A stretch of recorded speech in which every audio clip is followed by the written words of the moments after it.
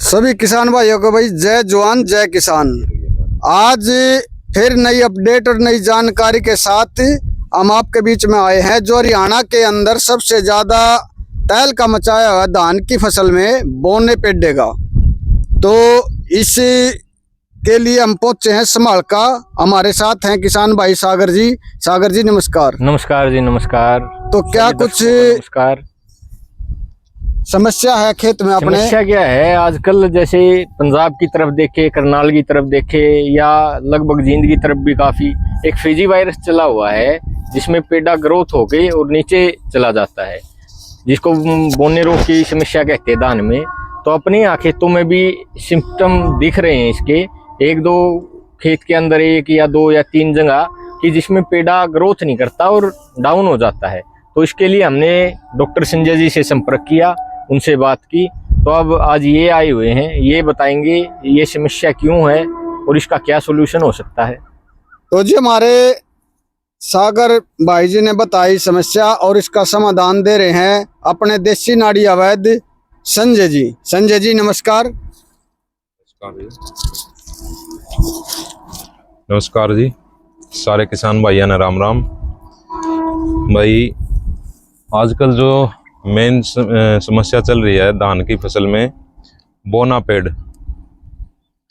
पेड़ से बहुत ही ज़्यादा किसान भाइयों का नुकसान हो लिया, परेशानी आली, दिक्कत आली, समस्या आली। तो आज इसके ऊपर हम बोने पेड़ के ऊपर बातचीत करेंगे। सागर पुआड़ते भाई था, इसके खेत में आए हैं भाई, ना भाई ने बेरा लग गया था, मेरे से संपर्क कराया भाई मेरे खेत में समस्या। कुछ पेड़ ही ने पहले निकलवा दिए, कुछ अभी बाकी बच रहे हैं। तो जो बड़े बड़े डॉक्टर साहब और कंपनियां वाले भी अच्छे, अपने एग्रीकल्चर डिपार्टमेंट वाले भी जो बढ़िया बढ़िया सलाह दे रहे हैं, उनके हिसाब से जैसे अभी ये बोना पेड़ है, इसमें क्या होगा। फर्स्ट स्टेज है, मैं आपको सारे सिस्टम बताता हूँ इसके। ये क्या होगा, पहली स्थिति में जैसे बड़े डॉक्टर साहब और पंत यूनिवर्सिटी के जो डॉक्टर हैं, बड़े बड़े प्रोफेसर हैं, अमित जी या और भी अदर, सभी यही कह रहे हैं भाई Fiji virus, Fiji virus, Fiji virus. इसके कारण मेन रीजन क्या निकाला इन्होंने, वाइट ओपर यानी कि सफ़ेद तिल्ले का। सफ़ेद तिल्ले के कारण फैलता है ज़्यादा, और आवाज़ इस तरफ जाएगी उस तरफ ज़्यादा, जैसे जमींदारों का अपना रुझान है अभी उसी तरफ ये जाएगा। तो जी वाइट ओपर के बारे में पहले मैं आपको बता दूं, वाइट ओपर के आज इस टाइम में धान की फसल अपनी 90 से 110 दिन के बीच में हो, उस टाइम वाइट ओपर और ब्लैक ओपर दोनों आते हैं। उसमें से जब वायुमंडल में क्रिया होगा है, मतलब कहीं गलन सड़न या कहीं भी है, वहाँ रिएक्शन होगा ना, एक्टिविटी पैदा होगा ना, तब ये ऊपर पैदा होता है।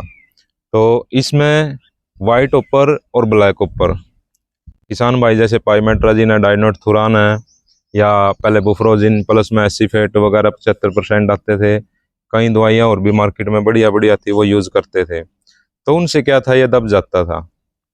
और आज भी है, ये परमानेंटली ख़त्म नहीं होता, क्योंकि जैसे अब ये पेड़ खड़ा, और भी पेड़ है या दूसरी फसल है, या भाई हर ट्यूबवेल पर एक एक कोठड़ा बना ला है, उसमें मकान बना ला है।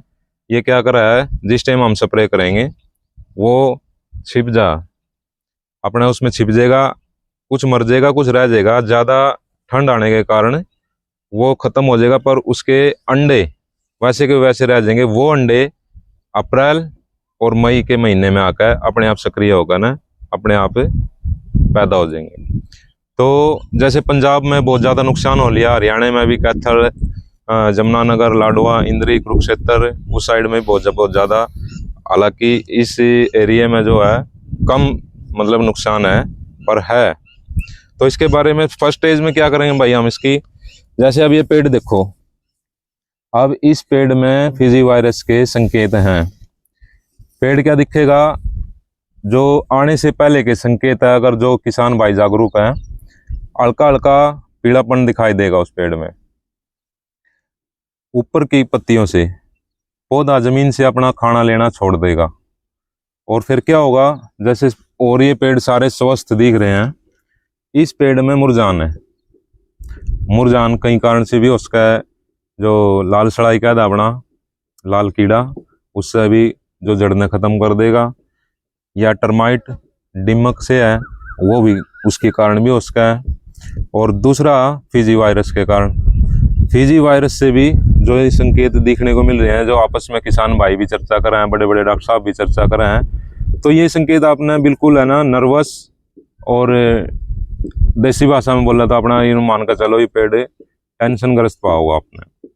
तो ये देखो बिल्कुल है ना मुरझाना है इसमें, और ऊपर से हल्के पीला पड़ चुका। फिर ये क्या करा, खाना दाना छूटने के बाद में ऑटोमेटिक इसका नीचे डाउन होना शुरू हो जाए, जो इस कंडीशन में आ जाए। अब इसके नीचे हम ये देखेंगे भाई ये ओरिजिनल फीजी वायरस की वजह से ही है या भाई और कुछ रीजन है इसमें।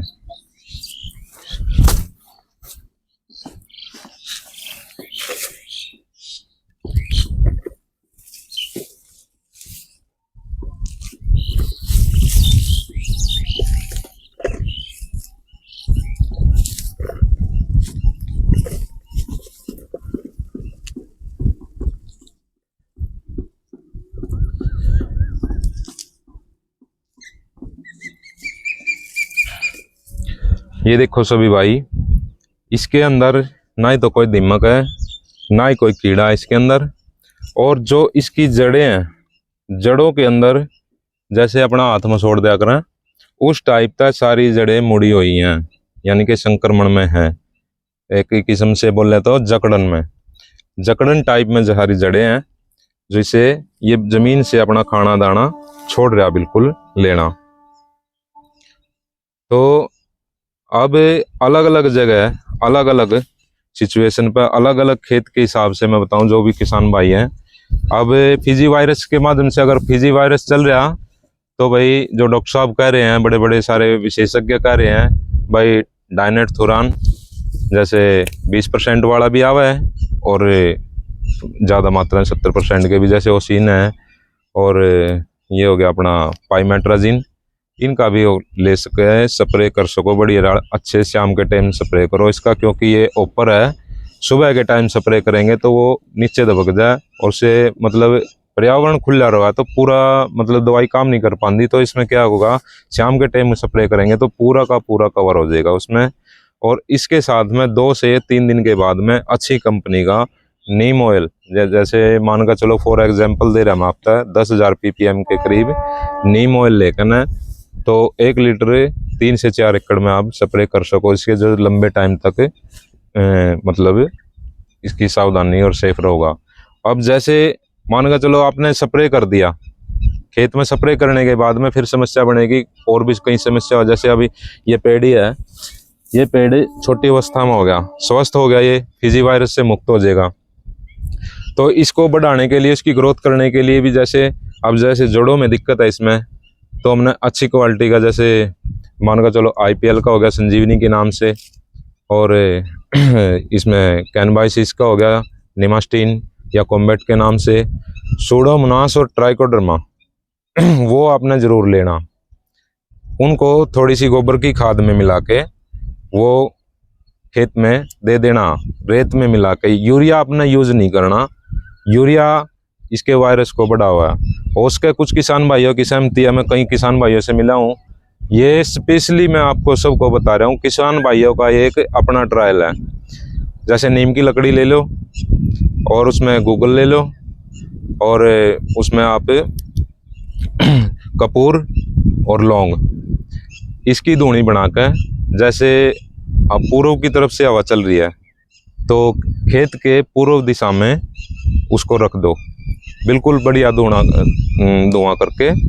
उससे भी कई किसान भाइयों ने ये राय दी है, ये सलाह दी है कि इस वायरस के आने से बहुत ही ज़्यादा बचाव रहा है। तो कोई किसान भाई है, किसी की समझ में नहीं आ रहा भाई दवाई कौन सी डालना, कौन सा क्या करा, कम से कम इसमें ये लगा लो आप फर्स्ट एड के लिए आप नीम की लकड़ी, कपूर और लौंग, और ये इसमें गिलोय भी ले इसको आप, सूखी गिलोय। तो इनका सारी चीज़ों का एक जगह मिश्रण करके ना इसका मतलब धूनी दे दो। और ज़मीन में ताकत और पावर देने के लिए जैसे अब ये बच जाएगा फिजी वायरस से मुक्त होने के बाद में, ऊपर एक ब्लाइट टाइप का और पीलेपन का बच जाएगा, तो उसमें डाइफेनाजोल और प्लस वेल्डामाइसिन जो विलुड कंपनी का भी आया है और कई कंपनियों का भी है अच्छे से, वो 250 ml ले लो साथ में, क्योंकि एंटीबायोटिक भी हो गया और अच्छा भी। और साथ में लिक्विड जिंक कोई भी अच्छा बढ़िया वाला वो लेकर साथ में करो। एक दो कोई भी, जैसे सिजेंटा कंपनी का इसाबियान या भाई बायोविटा हो गया या एरिज कंपनी का मरीनो हो गया, कोई भी साथ में लेके, ताकि इस जो वायरस का प्रभाव पड़ा और ये डैमेज हो गया, यानी कि एक बहुत ही ज़्यादा अपंग और बीमार हो गया, इसको ऊपर उठाने के लिए, इसको ताकत देने के लिए हम ये चीज़ें उनको स्प्रे के माध्यम से भी दे सकते हैं जी। अगर आपने कोई भी दिक्कत या समस्या तो आप मेरे को कमेंट के माध्यम से पूछ सकते हैं भाई। और जिस भाई ने मेरी वीडियो अच्छी लगे कमेंट करना और मेरा चैनल सब्सक्राइब करना। आने वाले टाइम में भी हर फसल के बारे में, हर चीज़ के बारे में मैं बारीकी से बताता रहूँगा और आपका जवाब देता रहूँगा। सारे किसान भाइयों ने राम राम।